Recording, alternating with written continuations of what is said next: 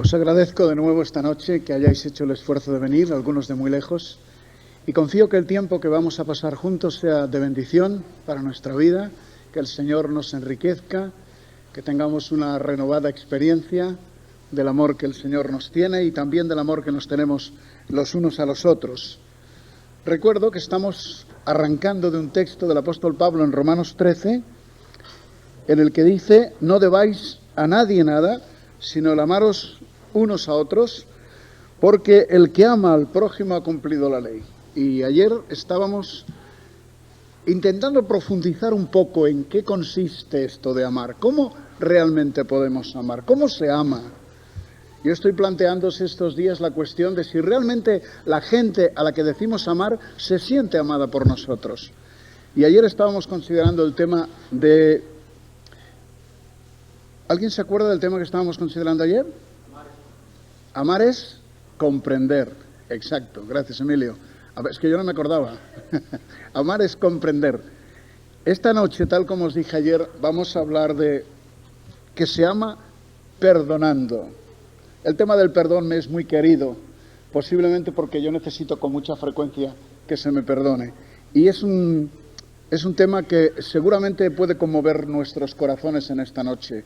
En primer lugar, por el recuerdo siempre presente y maravilloso de que el Señor nos perdona nuestros pecados, cualesquiera que estos sean, y también por el hecho precioso de que pertenecemos a la Iglesia de Dios, que es la comunidad de las personas perdonadas, y por lo tanto aquellas que están llamadas a perdonarse los unos a los otros continuamente en amor.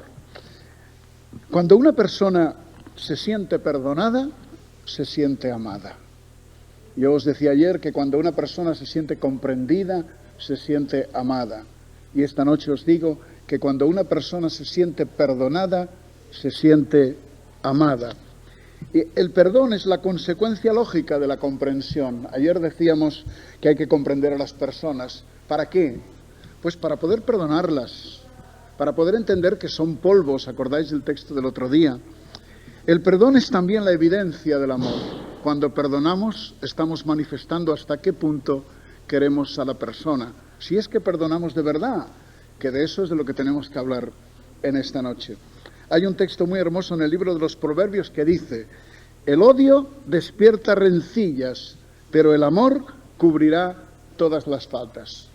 El odio despierta rencillas, pero el amor cubrirá todas las faltas. Es un texto magnífico, sabio.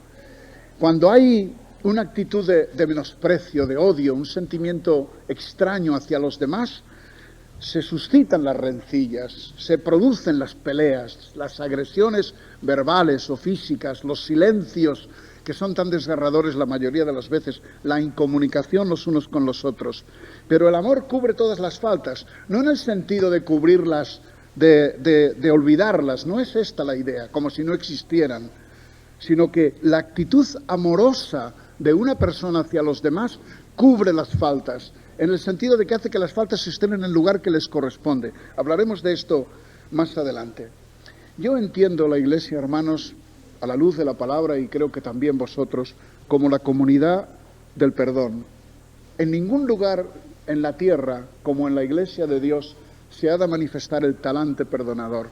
Porque ¿qué es la Iglesia sino la asamblea, la comunidad de los que hemos sido perdonados y estamos siendo continuadamente perdonados por el Señor de todos nuestros pecados? Vamos a leer algunos textos que no por conocidos es imprescindible leerlos en esta noche. Vamos a ver. Efesios capítulo 4, el primero de ellos.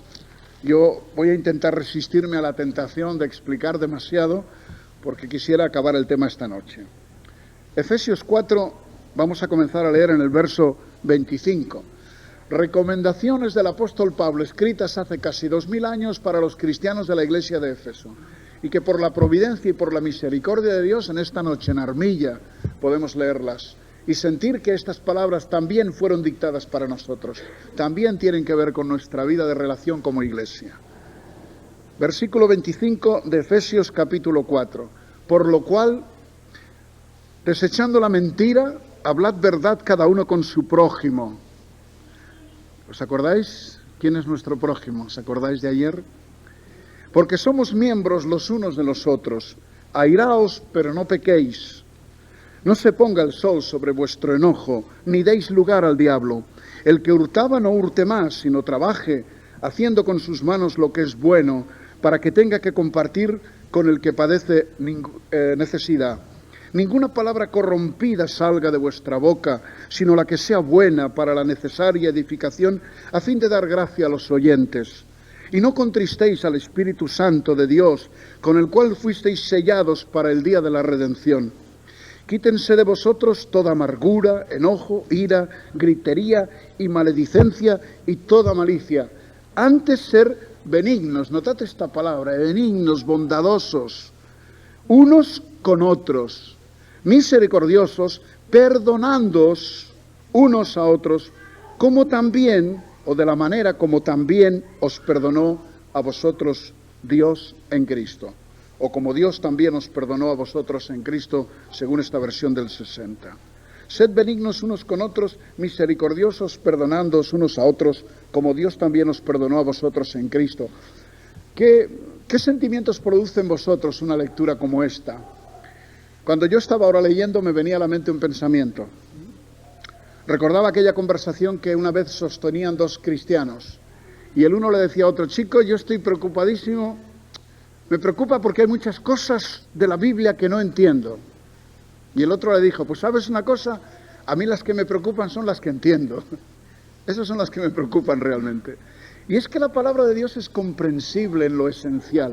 ¿Quién de los que estamos aquí no ha entendido estas palabras del apóstol Pablo, pese a que fueron escritas hace tanto tiempo y para personas tan distintas de nosotros, que vivieron épocas tan distintas de la nuestra?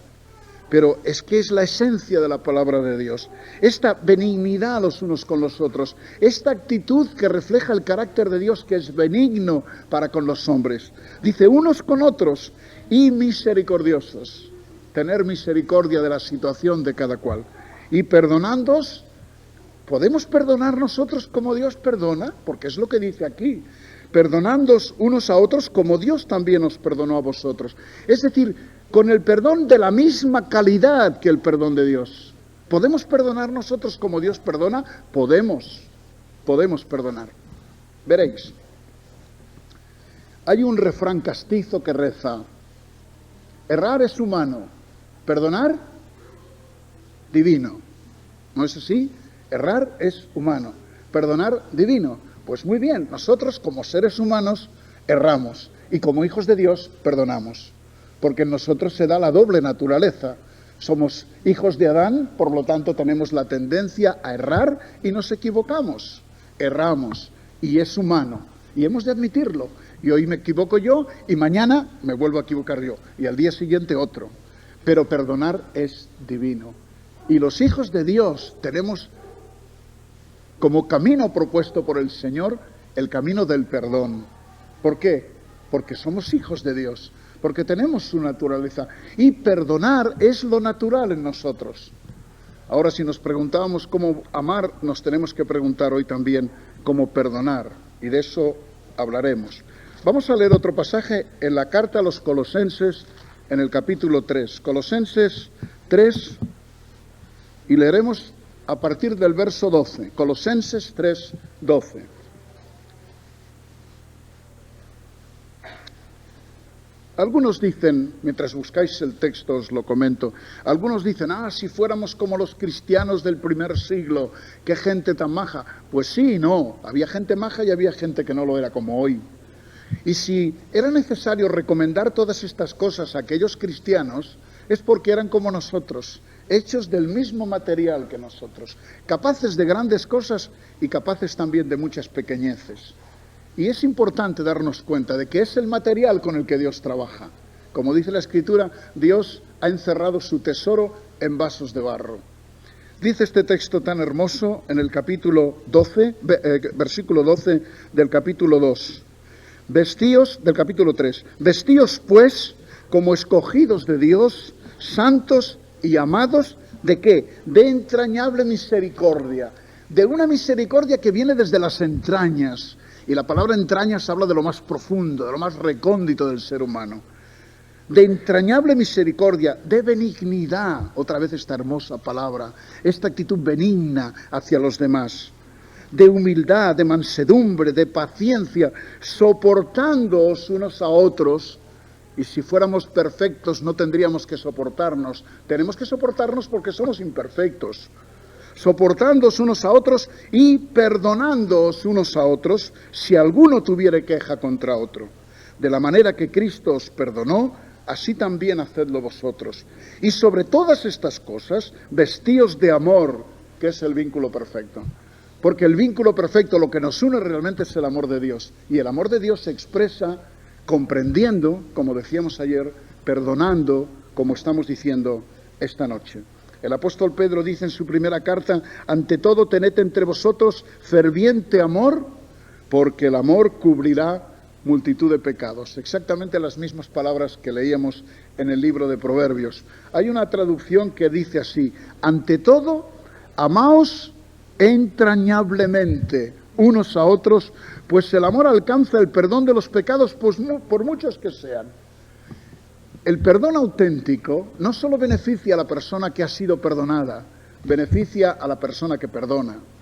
Libera de un problema que se genera entre uno y otro. El perdón siempre tiene esta doble bendición, para el que es perdonado y para el que perdona. El perdón no es un premio. ¿Por qué yo digo esto? Por esta frase del Padre Nuestro, que a veces se interpreta mal. Perdónanos así como nosotros perdonamos a nuestros deudores. ¿Recordáis la frase, no? Pues pudiera entenderse, y a veces parece que se ha entendido, como dicho de esta manera: ya que yo perdono, tengo el derecho a que tú me perdones. Pero esto no es lo que dice el texto. Esto no es lo que está enseñando el Señor en esa oración. Lo que está diciendo es que solamente cuando tenemos un talante perdonador, cuando estamos dispuestos a perdonar las pequeñas cosas que los demás nos hacen, Dios nos perdona las grandes cosas que nosotros hacemos. Es decir, que nadie tiene derecho a presentarse delante de papá y decirle perdóname, si él mismo no tiene un talante perdonador. Esa es la idea. No es una recompensa por perdonar, es el reconocimiento de que estamos frente a Dios y frente a los hombres en la actitud correcta. Frente a Dios diciendo: Señor, perdóname porque he fallado. Frente a los demás diciendo: os perdono aunque habéis fallado. Y esta es la relación que nos corresponde como hijos de un Dios perdonador y la relación que nos corresponde los unos con los otros como hijos de ese Dios. No se trata de perdonar, de ser perdonados porque perdonamos o de la misma manera que perdonamos, sino de perdonar como perdonamos. Es decir, porque tenemos una actitud hacia los demás de comprensión. Reconocemos que la gente hace lo que hace, muchas veces sin querer, y lo perdonamos. Y Dios hace lo mismo con nosotros. Y dice el Señor Jesucristo que si no perdonamos a los hombres sus ofensas, el Padre no nos perdonará a nosotros nuestras ofensas. ¿Qué quiere decir eso? Que nadie tiene derecho a presentarse delante de Dios a pedirle perdón si no tiene un talante perdonador. Haría muy mal nuestro Dios si nos perdonara y dejara que en nuestro corazón hubiera sentimientos de no perdón hacia otros. Él quiere que perdonemos y quiere que nos sintamos perdonados, pero ambas cosas van juntas. Hablemos un poco de la calidad del perdón. Hay una frase muy corriente entre nosotros, entre los hombres, quiero decir, y las mujeres de este siglo nuestro, que es: perdono, pero no olvido. No es una actitud, no solo una palabra, no solo una frase, sino una frase que delata una actitud. Perdono, pero no olvido. Dejo ahí guardado aquello que se me hizo, aquello por lo que sufrí. Lo perdono, bueno, está bien, pobre persona, vamos a dejarlo ahí, pero no lo olvido. ¿Eso es perdonar? Yo no creo que eso sea perdonar. ¿De qué manera nos acercamos a las personas?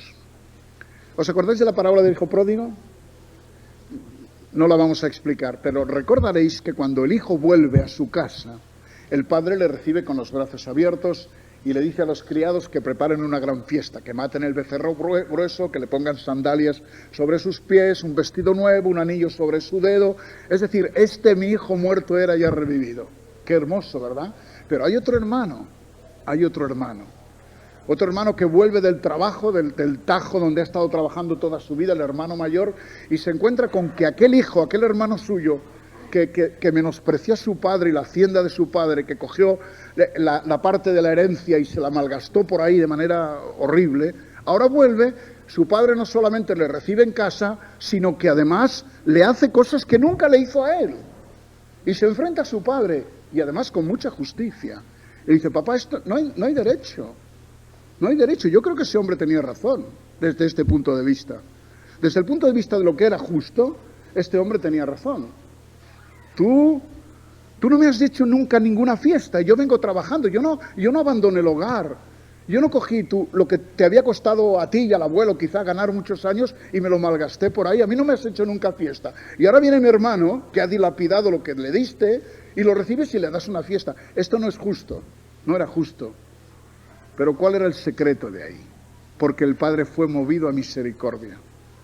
Así que la manera como Dios nos trata, y ahí está en esa parábola, no tiene que ver con la justicia, tiene que ver con la misericordia. Dios tiene misericordia de nosotros, sabe lo que somos, y nos perdona a pesar de lo que somos. No se trata de que sea justo, no. No era justo que aquel chico fuera recibido en su casa con todos los honores. Aquel hombre tenía razón cuando lo dijo, pero no era un problema de justicia. Era un problema de amor, era un problema de misericordia, era una cuestión de perdón, y el Padre le perdonó. Yo no sé cómo continuó la historia, el Señor no nos lo dice. A mí me gustaría pensar que el hijo mayor lo entendió y participó de la fiesta, pero el Señor tenía otras intenciones al explicar esto. Hablaba de aquellos que se resisten a aceptar la misericordia de Dios y creen que la única relación posible es la justicia. La única manera que Dios tiene de relacionarse con los hombres, el que la hace la paga, y Dios no actúa así. El que la hace, la paga Dios. Dios pagó nuestros pecados y nuestras deudas en la cruz del Calvario. El chico no se lo merecía, pero no era cuestión de merecimiento, era cuestión de amor, era cuestión de misericordia. Bueno, vamos a hablar un poco del perdón. ¿Cómo perdonamos? ¿Cuándo perdonamos? ¿Hasta dónde hemos de perdonar? ¿Cómo hemos de perdonar? Yo estoy convencido que esta noche no os voy a decir nada que no sepáis. Pero permitidme compartir con vosotros estas ideas. Creo que igual que una vez los discípulos se acercaron a Jesús para decirle, Señor, enséñanos a orar, deberíamos pedirle también al Señor que nos enseñara a perdonar, porque hemos de aprender a perdonar. Lo mismo que hemos de aprender a amar y hemos de aprender a comprender, también, de igual manera, hemos de aprender a amar. Y en el perdón no solamente estoy involucrado yo como persona, como individuo. En el perdón, desde el punto de vista de la Iglesia de Dios, está involucrada toda la Iglesia, como vamos a ver en esta noche. Reflexionando en estas cosas, yo vi por lo menos dos maneras distintas de entender el asunto del perdón. Lo que yo llamo el talante perdonador y lo que yo llamo el talante pacificador. Y quiero hablaros de ellas ahora. Vamos a leer en Marcos capítulo 11 para considerar este primer punto de el talante perdonador. Es decir, la actitud, la predisposición a perdonar, lógica, natural en todo hijo de Dios. Y el que no perdona es que no entendió mucho del Evangelio. Incluso diría que debe tener serias dudas de si realmente ha nacido de Dios. Porque no solamente nace de Dios el que pide perdón al Señor, sino que evidencia que ha nacido de Dios el que perdona a los hombres. Y si no hay este perdón, difícilmente una persona puede confiar de que Dios le ha perdonado de sus pecados, según yo lo entiendo. Talante perdonador, Marcos capítulo 11, verso 25 hasta el 28. Mirad qué bonito.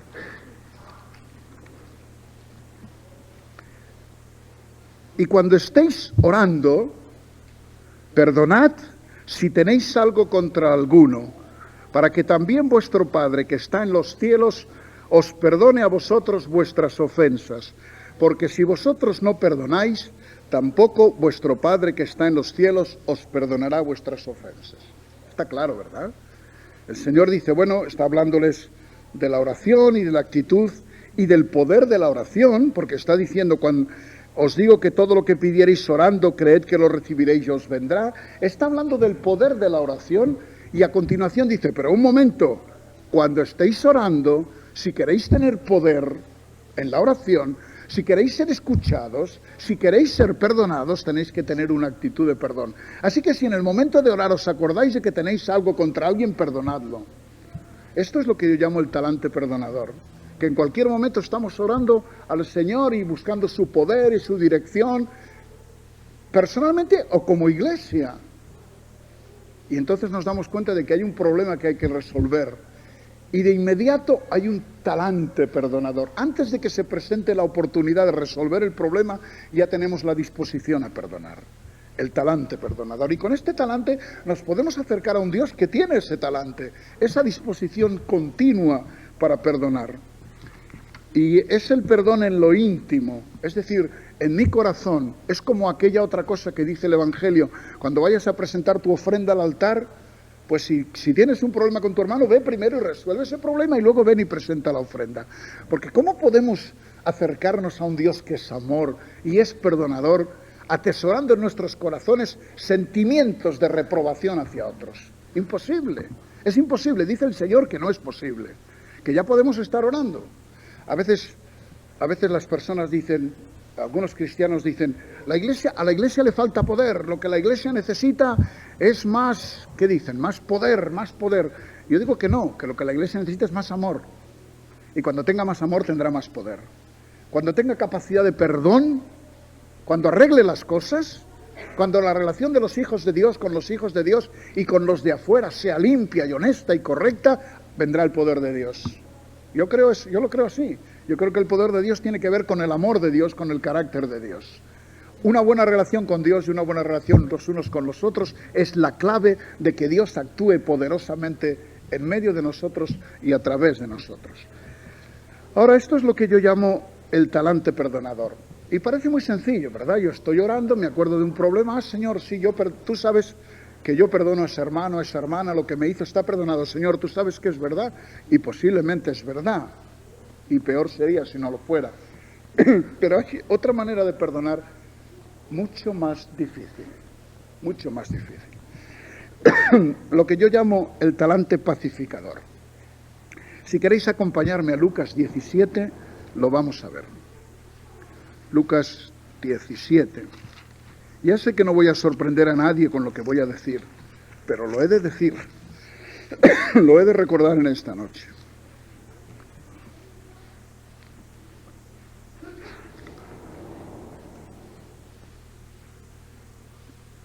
Capítulo 17 de Lucas, del 1 al 4. Dijo Jesús, me parece que estoy teniendo aire directamente a la garganta y por eso toso. ¿Podéis parar eso? Gracias. Siento que paséis un poco de calor, pero me viene directo y creo que me hace toser. Dijo Jesús a sus discípulos, imposible es que no vengan tropiezos. Qué maravilla que Jesús dijera eso, ¿no? Porque a veces cuando hay tropiezos nos parece que es una cosa, como si no. No, es imposible que no vengan tropiezos. Porque siempre habrá personas y circunstancias que hagan tropezar a otros. Esa es la realidad del mundo que nos envuelve. Imposible es que no vengan tropiezos, mas hay de aquel por quien vienen. Cuidado, va a haber tropiezos, pero hay de aquel que pone el tropiezo. Mejor le fuera que se le atase al cuello una piedra de molino y se le arrojase al mar que hacer tropezar a uno de estos pequeñitos. Esto es muy solemne. Mirad por vosotros mismos, si tu hermano pecare contra ti, perdónale. ¿Es lo que dice el texto? No es lo que dice el texto. Nos gustaría que dijera eso, pero no es lo que dice el texto. Si tu hermano pecare contra ti, repréndele. En primer lugar, y si se arrepintiere, en segundo lugar, perdónale. Y si 7 veces al día pecare contra ti, y 7 veces al día volviere a ti diciendo, me arrepiento, perdónale. Ahora vamos a tratar de entender bien este texto. El Señor no está diciendo aquí, como hemos leído en el otro pasaje, cuando vayas a orar, gracias, Maja. Con permiso, un poco de ginebra antes de seguir. Así veis cómo temblamos los predicadores. Cuando Cuando el Señor en otro lugar ha dicho, cuando estés orando y tienes algo contra el hermano, perdónalo. Muy bien, pero aquí es otra cuestión, ¿eh? Es otro aspecto, es lo que yo llamo, no ya el talante perdonador, sino el talante pacificador. Es decir, el propósito de resolver las cuestiones. Porque si las cuestiones no se resuelven, no se perdonan. Vamos a ver, un hermano, tengo que deciros que los hermanos especialistas que se dedican a estudiar los manuscritos, las copias que tenemos más antiguas de los documentos del Nuevo Testamento, dicen que en este texto no dice, si tu hermano pecare, no contra ti, sino si pecare, pero es igual, el caso es lo mismo. Si tu hermano pecare, si tu hermano cometiere algún pecado, ¿qué vas a hacer con él? Vas a decir, yo le perdono, después de todo, ¿qué se puede esperar de él? ¿No? No, tienes que reprenderle. Tela marinera, ¿no? Pero es lo que el Señor dice que hay que hacer. ¿Por qué hay que reprenderle? Porque se le ama. Para buscar su arrepentimiento. Porque, hermanos, sin arrepentimiento no puede haber perdón. A veces me han dicho, ¿tú has perdonado a aquel hermano? Yo le perdonaré cuando me pida perdón, cuando se arrepienta. Dios no nos perdona nuestros pecados hasta que no nos arrepentimos de ellos. Pero arrepentidos de verdad. Arrepentidos de verdad y haciendo obras dignas de arrepentimiento. Debemos tener muy claro en las iglesias este asunto del perdón. Yo tengo aquí una frase que leí una vez y me gustó. Perdonando demasiadas veces a quienes cometen faltas, se hace injusticia a quienes no las cometen. Es decir, que a veces hay personas que hacen del pedir perdón una profesión. Y están siempre pidiendo perdón porque en realidad nunca se arrepintieron de lo que hacen y lo siguen haciendo. ¿Y qué pasa cuando vienen 7 veces al día diciéndonos, me arrepiento? Hay que perdonarles, es lo que dice. Pero hay que reprenderles. Hay que decirle al hermano, esto que estás haciendo no es correcto, no es bueno. Hay que buscar que se arrepienta, porque es que si no se arrepiente, si le perdonamos a distancia, vamos a suponer que Emilio ha hecho algo contra mí, que es mucho suponer, pobrecito, que no lo intente, pero vamos a suponer que ha hecho algo contra mí, y yo digo, bueno, Emilio es de Albuñol, Emilio, mira, yo le conozco de toda la vida, y yo dejo a Emilio que se quede con ese problema, como si fuera su problema, o no un pecado contra mí, algo que está haciendo mal en la iglesia, algo que ha hecho mal en los negocios, ¿sabes? Y yo no le digo nada, yo no le amo. Si yo no le digo nada, no le amo. Yo tengo que decírselo, tengo que decirle, Emilio, esto no está bien. Esto que has hecho contra mí o contra aquel hermano o en el trabajo, esto no está bien. Tienes que resolver esta cuestión. Tengo que hacerle ver que se ha equivocado para que se arrepienta. Y cuando se arrepienta y pida perdón, hay que perdonarle, tantas veces como haga falta.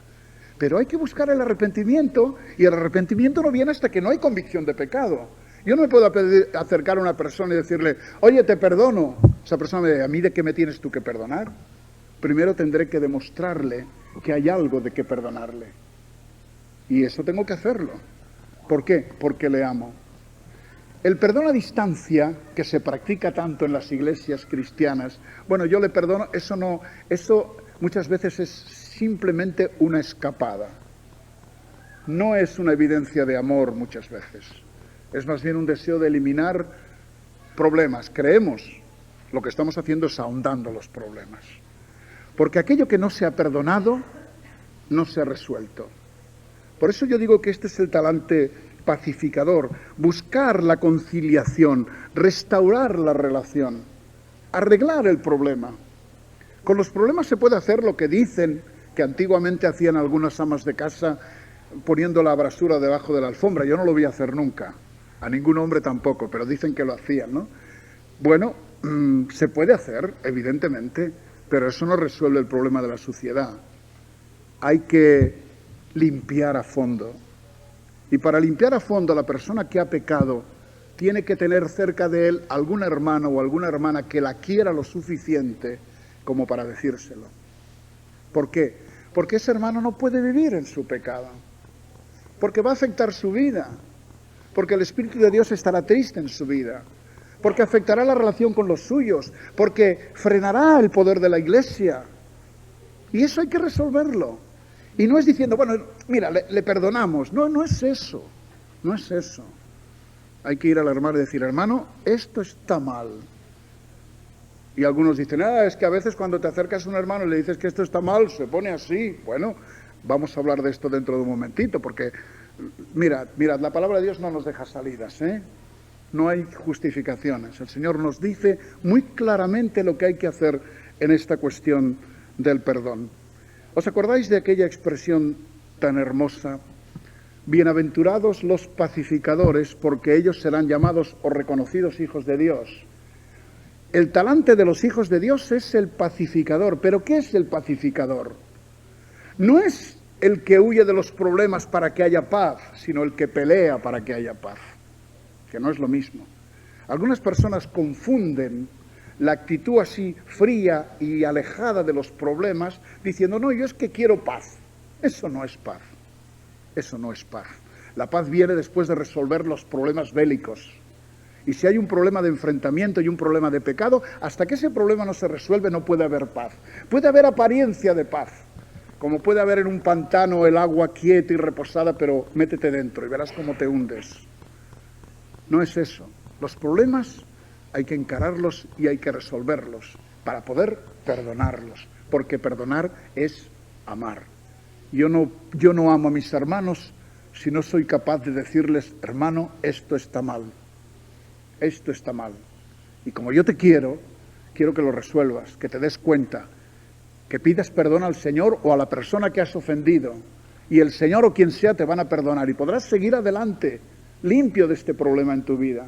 Si dejamos al hermano con su problema, con su pecado, con su error, con su falta, estamos perdidos. Y cuidado, queridos hermanos, que pertenecemos a un mundo cristiano amplio en el que parece que solo hablamos de los pecados de comisión, es decir, pecado es hacer tal cosa. Y desgraciadamente parece que solo pensamos en los pecados de tipo sexual o muy escandalosos. Pero en la Escritura, el que debe hacer lo bueno y no lo hace, al tal le es pecado. Están los pecados de omisión también, hermanos. No peca aquel que hace lo que no debe, peca. Ese hermano no puede vivir así, hay que decírselo, porque Dios no le ha salvado para eso. Le ha salvado para reinar sobre el pecado y para vivir en relación con Dios y con los demás. Y si les amamos, no podemos dejarles vivir de esta manera. Por lo tanto, el talante pacificador es mucho más importante que el talante perdonador. Perdonar a distancia no sirve para nada, queridos hermanos. Eso que con mucha frecuencia hacemos, no, yo ya le he perdonado. Oye, aquel hermano que te hizo aquel, sí, pero yo ya le perdoné. A lo mejor después no hay ninguna relación entre el uno y el otro, pero yo ya le perdoné. ¿Cómo que le perdonaste? ¿Qué es eso? ¿Y lo sabe él que le has perdonado? Porque a la hora de perdonar a uno, lo importante no es tú saber que le has perdonado, es que el otro tiene que saber que le has perdonado. Y claro, si vas a un hermano y le dices, hermano, que te perdono, el otro te mira y dice, ¿tú me perdonas a mí? ¿De qué me perdonas? Hay que explicarle de qué queremos perdonarle. Pero no le podemos perdonar si no nos pide perdón. Hay que buscar su arrepentimiento, hermanos. No se puede perdonar a nadie que no se sienta pecador. El Señor no vino a llamar a justos, sino a pecadores al arrepentimiento. Nosotros no podemos perdonar así, alegremente, porque si perdonamos alegremente, no perdonamos amorosamente. Hay que perdonar, pero hay que buscar el arrepentimiento.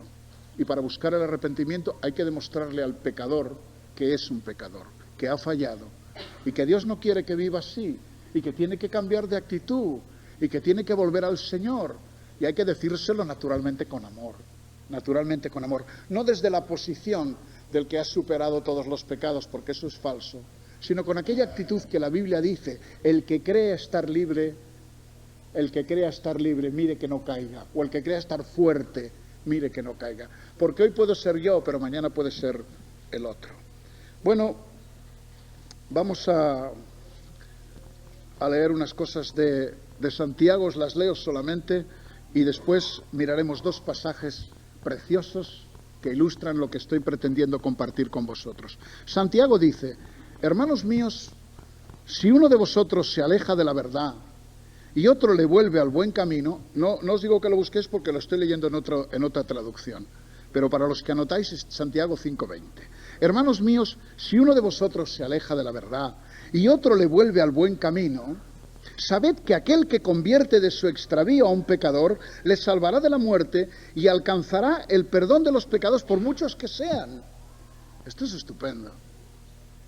Pero le vuelve al buen camino.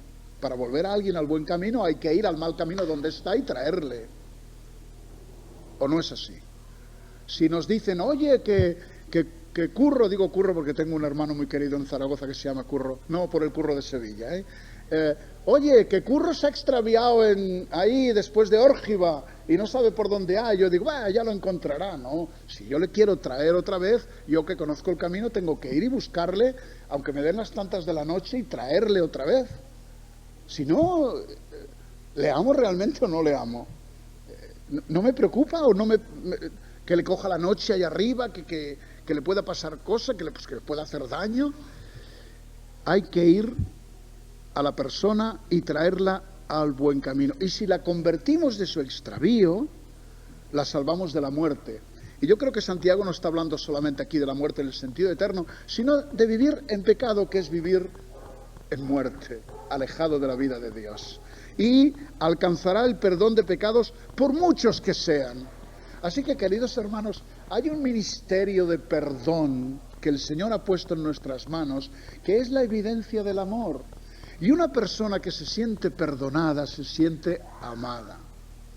Ahora, ¿qué pasa cuando te acercas a un hermano para perdonarle o para hacerle ver que ha hecho un pecado y se enfurece contra ti?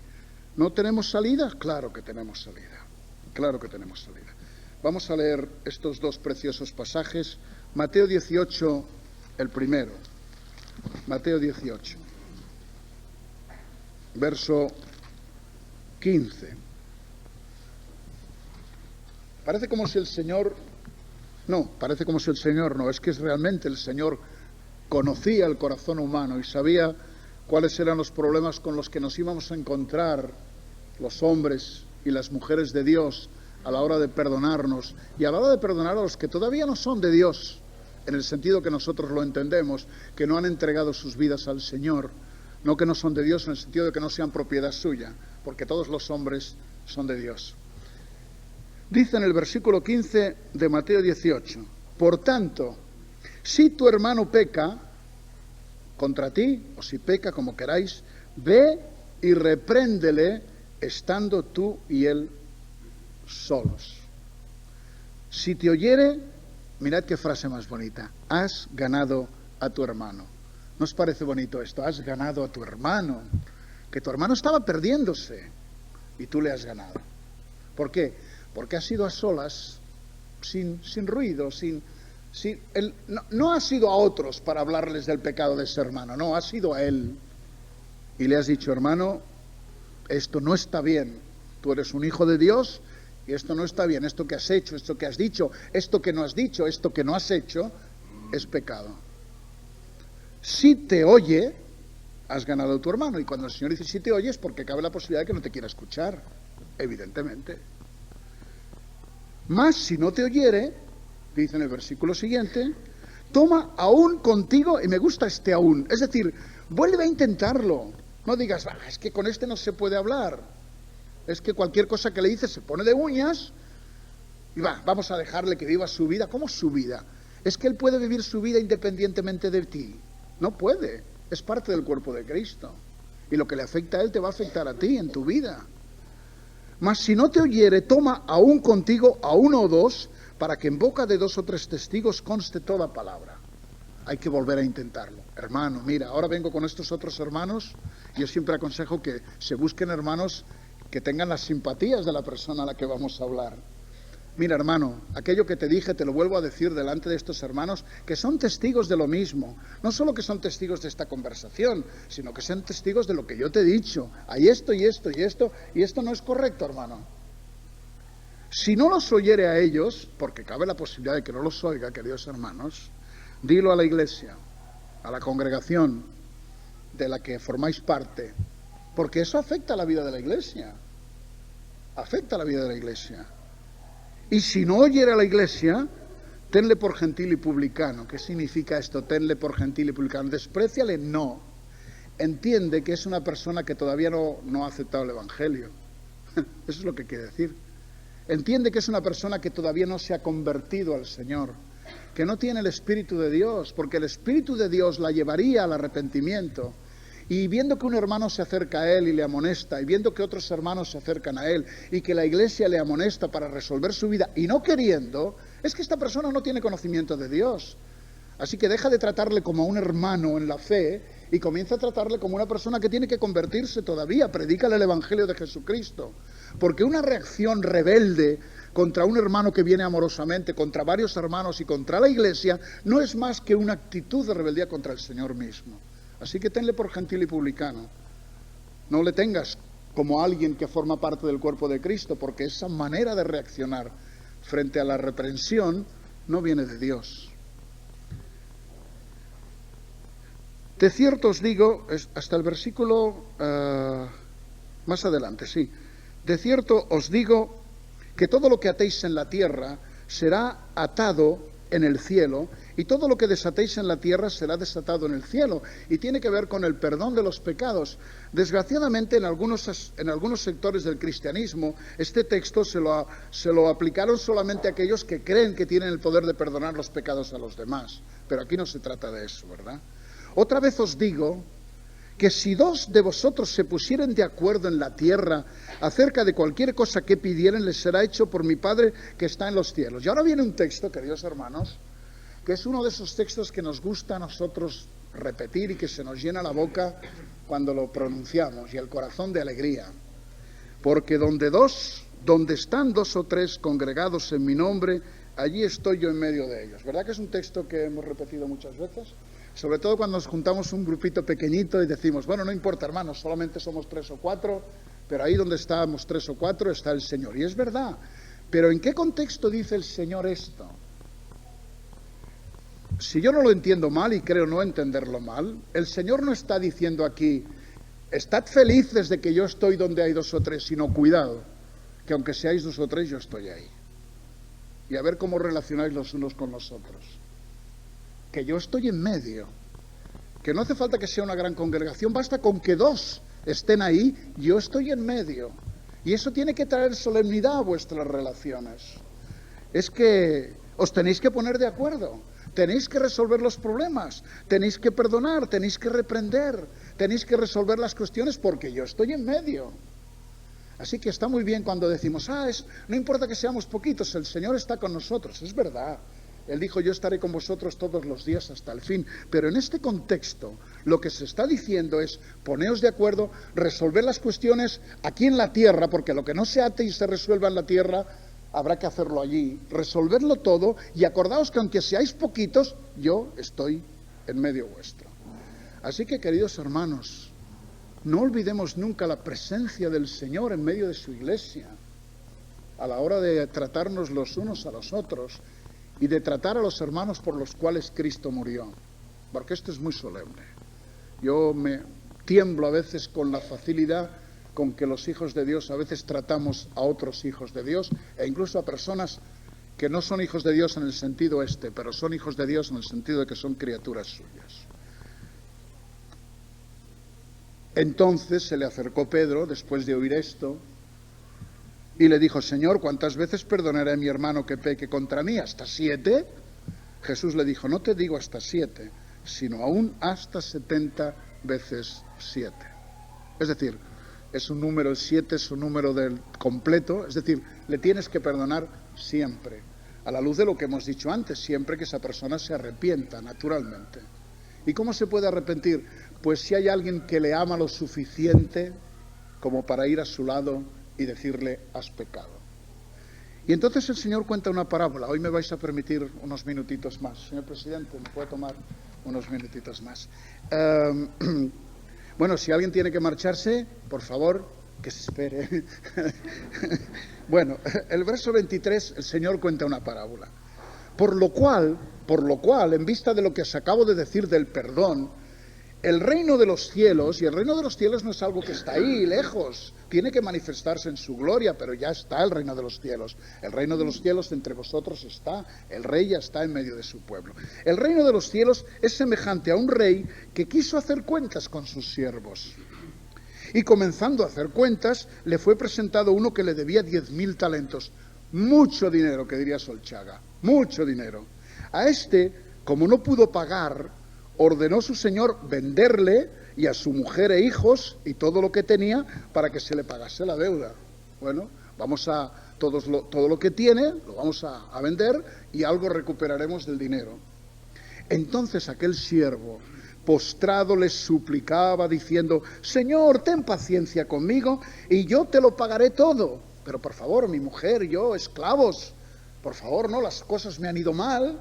Los negocios no me han ido como yo quería, me están cargando impuestos, no puedo resolver las cuestiones, pero por favor no me vendas.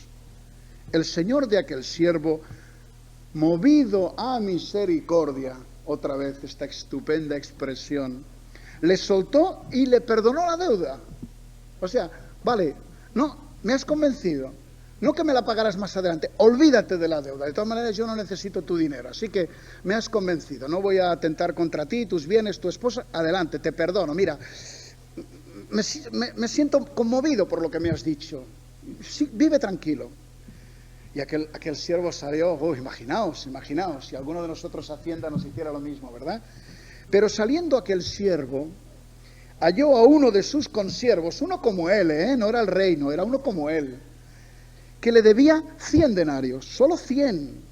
No, a ver, ¿cuánto? No 10.000 talentos, que era mucho, sino 100 denarios, 4 peseticas, eso es lo que le debía. Y asiendo de él le ahogaba diciendo: págame lo que me debes. ¿Os imagináis la escena? ¿Es posible que el ser humano sea capaz de esto? Claro que lo es. Y nosotros como seres humanos somos capaces de eso. Entonces su consiervo, postrándose a sus pies, le rogaba diciendo casi las mismas palabras que él había pronunciado delante del rey. Y ahora este no se arrodilla delante del rey, se arrodilla delante de uno como él y dice: ten paciencia conmigo y yo te lo pagaré todo.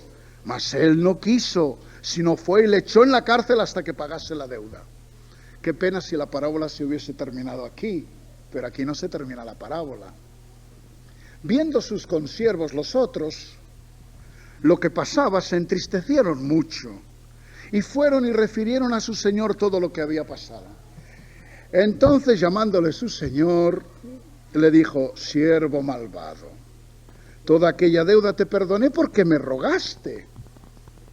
¿No debías tú también tener misericordia de tu consiervo como yo tuve misericordia de ti? Entonces su señor, enojado, le entregó a los verdugos hasta que pagase todo lo que le debía. Y termina el Señor: así también mi Padre Celestial hará con vosotros si no perdonáis de todo corazón cada uno a su hermano sus ofensas. Es claro, ¿verdad? Así que ¿con qué pretensión puedo ir yo delante de mi Rey, de mi Señor, con la gran deuda que yo tengo contraída con Él, y decirle que me perdone esa gran deuda, y el Señor, movido a misericordia, me perdona, y yo luego no perdono la memez o la pequeñez que un hermano hace contra mí, que es uno como yo? ¿Cómo puede ser posible esto? Pues ha sido siempre posible en la historia de la Iglesia, hermanos, y deberíamos estar avisados de ello, porque no hay perdón de Dios si no hay disposición perdonadora.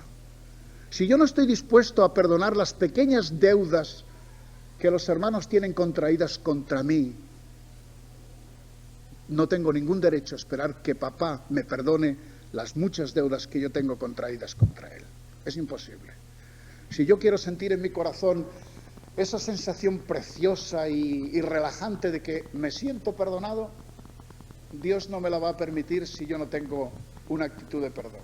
Es que no me querría mi Padre. El Señor no me querría si me dejara sentir perdonado sin perdonar.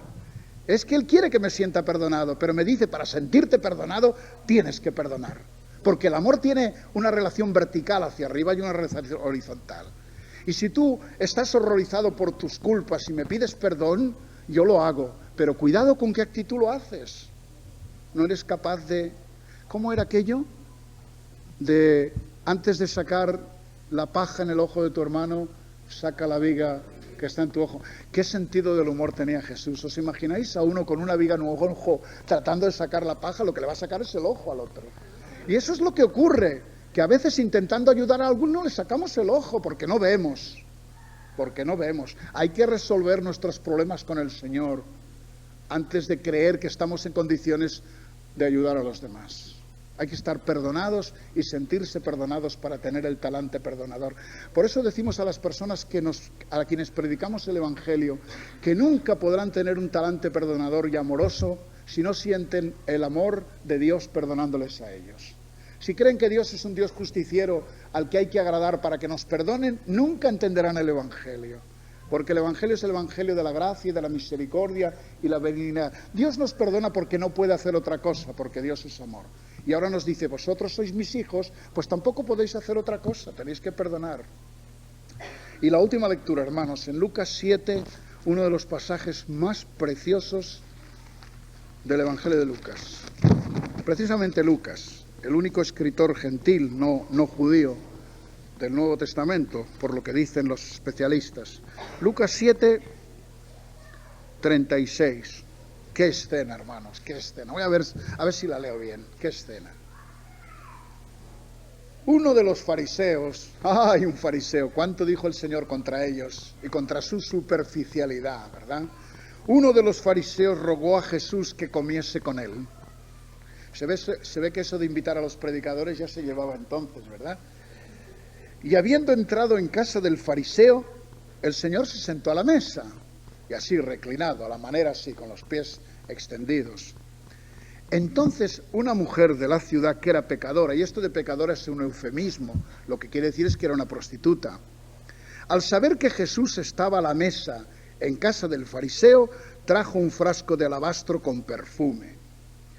Y estando detrás de él a sus pies, llorando, comenzó a regar con lágrimas sus pies y los enjugaba con sus cabellos, y besaba sus pies y los ungía con el perfume.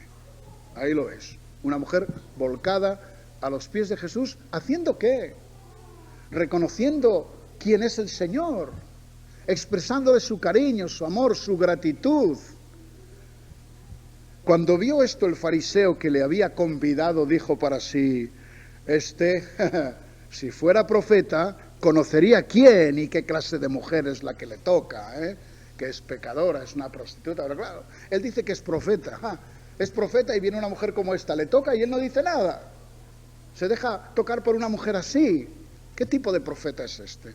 Hay un desamor absoluto por parte de este hombre en su corazón, no tiene ningún amor hacia el Señor, lo ha invitado, yo qué sé por qué lo ha invitado, como tantos otros fariseos, tal vez con la pretensión de sacarle alguna frase equivocada, o para decir, yo también estoy abierto, yo soy ecuménico, yo recibo a todos, No sé por qué le invitaría, pero desde luego no por amor a Jesús. Entonces, respondiendo Jesús le dijo, Simón, una cosa tengo que decirte, una cosa, pero vaya cosa, una cosa tengo que decirte.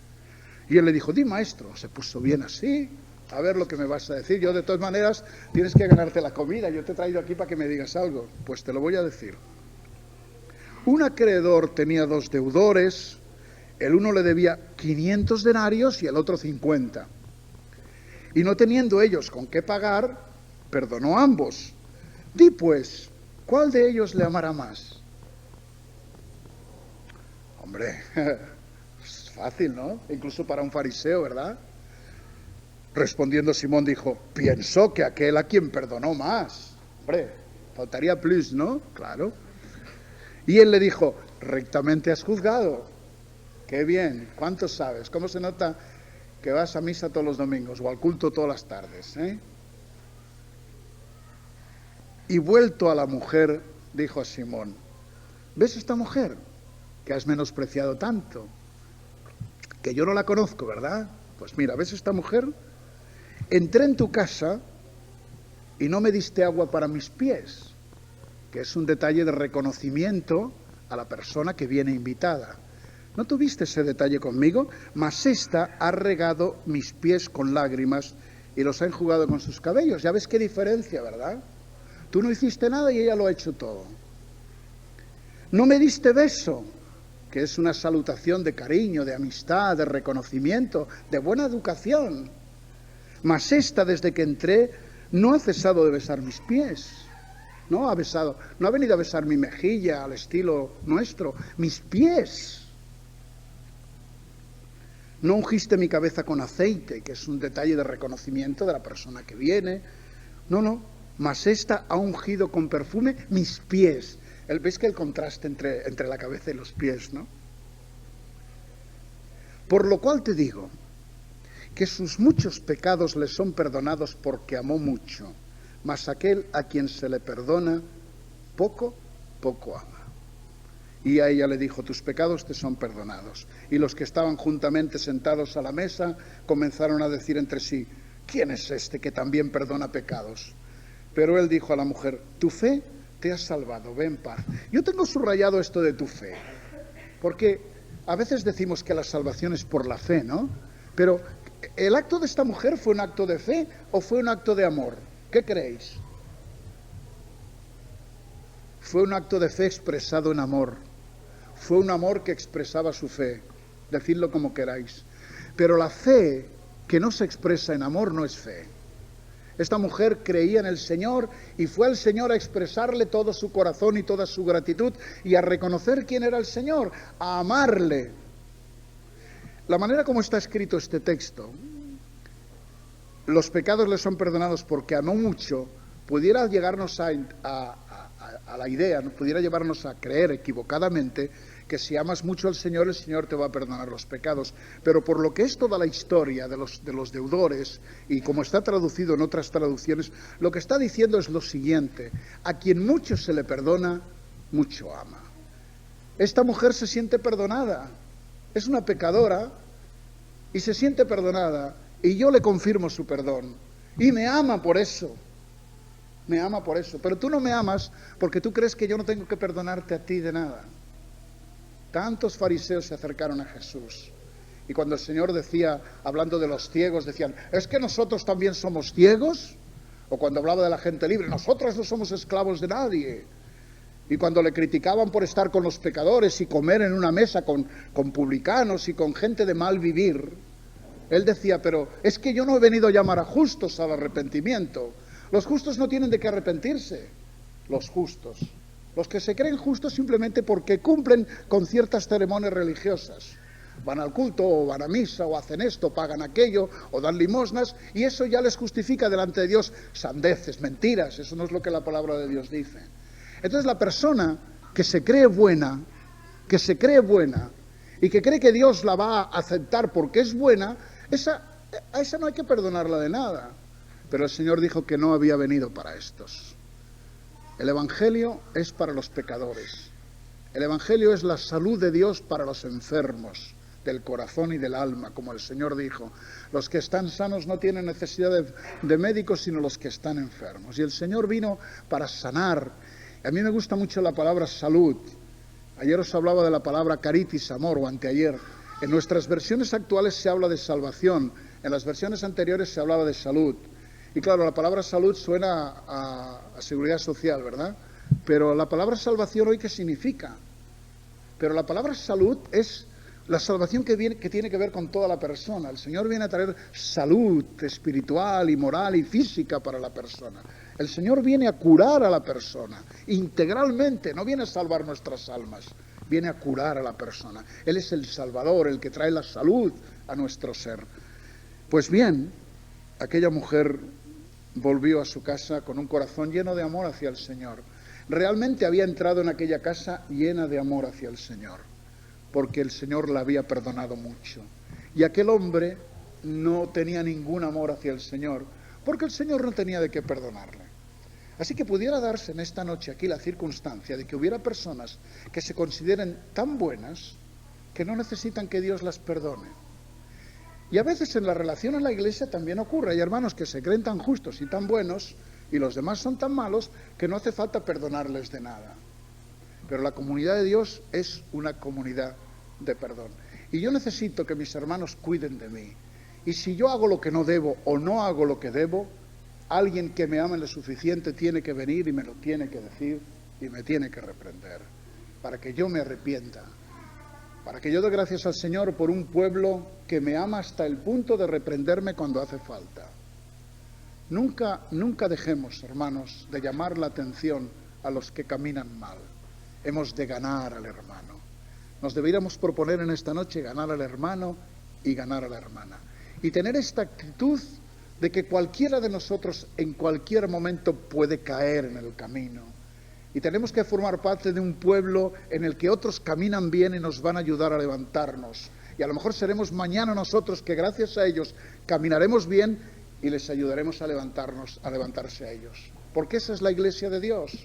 Un grupo de hombres y mujeres que están continuamente siendo perdonados por el Señor y están expresando el amor que le tienen al Señor, perdonándose los unos a los otros. Amaos los unos a los otros. En esto conocerá la gente que sois mis discípulos. No en vuestras elucubraciones teológicas ni en los rótulos, no. En el amor que os tenéis los unos con los otros. Y amar es comprender, y amar es perdonar. Y mañana, si el Señor lo quiere, amar es someterse los unos a los otros. Gracias por vuestra atención. Mañana, en la voluntad de Dios, seguiremos, y disculpadme el cuartito de hora que me he tomado más. Hasta mañana. Que Dios os bendiga.